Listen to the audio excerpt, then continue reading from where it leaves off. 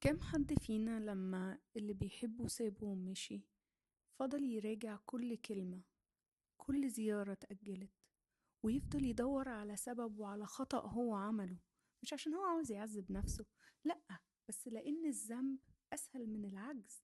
إنك تقول إن أنا قصرت أو إن أنا غلط، أو ده معناه إن كان في حاجة ممكن تعملها، وده أقل إيلاما من إن أنا مكانش في إيدي حاجة تتعمل.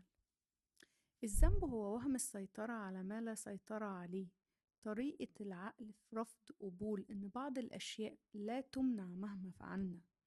بس الذنب بيأذي أكتر ما بيريح، بيخليك في محاكمة ما بتنتهيش، قدام قاضي ما بيرحمش، في قضية أصلا خلصانة من قبل ما تبتدي.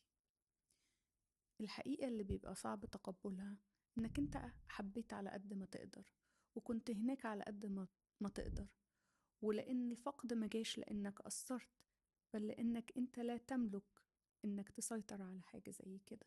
لو ده حصل معاك، فكر نفسك، أنت مش مذنب، ومش لازم تقعد تجلد نفسك. الفقد هو حقيقة صعبة، وكان كده ولا كده هيحصل.